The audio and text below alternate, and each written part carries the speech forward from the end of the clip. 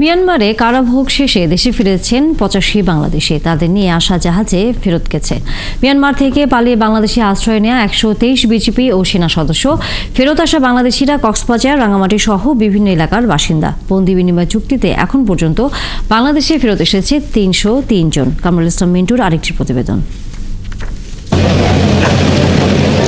বিদ্রোহী গোষ্ঠীর হামলার মুখে পালিয়ে আশ্রয় নেওয়ার ৩ মাস পর দেশে ফিরলেন মিয়ানমার সীমান্তরক্ষীর ১২৩ সদস্য।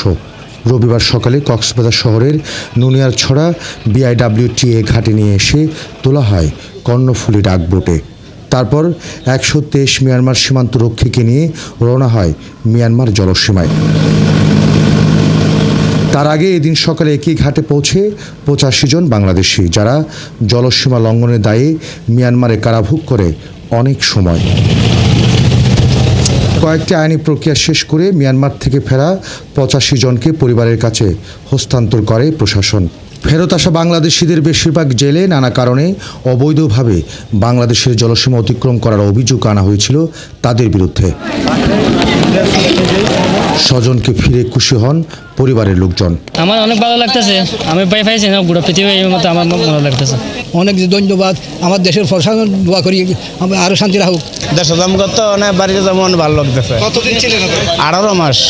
অনেক কষ্টেই ছিলাম আমরা সবাই, শুধু আমি না। খাওয়া দাওয়ার কষ্ট, থাকার কষ্ট, সব দিয়ে কষ্ট ছিল। তবে ঘাটে অনেকে এসেছেন ছবি হাতে নিয়ে।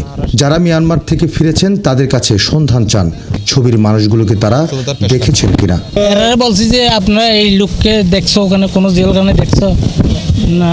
এখন তো খবর পাইতেছি না, এখানে এসে একটু মন বুঝ দিতেছি আর কি। ডুবে গেছিল, এর আর কোনো খবর পাই নাই। তারপরে একজন লোক 1 বছরে 1 দিন হয়েছে তারা গেছে, সেই দিনে এসে বলছে এই লোকটা নাকি মলবাইন জেলখানায় আছে। এ পর্যন্ত 3 দফায় কারাভোগ করে ৩০৩ জন দেশে ফিরেছেন। আর 4 দফায় সীমান্তরক্ষী বাহিনীর সদস্য ফিরে গেছেন ৮৭৫ জন। কামরুল ইসলাম মিন্টু, ৭১, কক্সবাজার।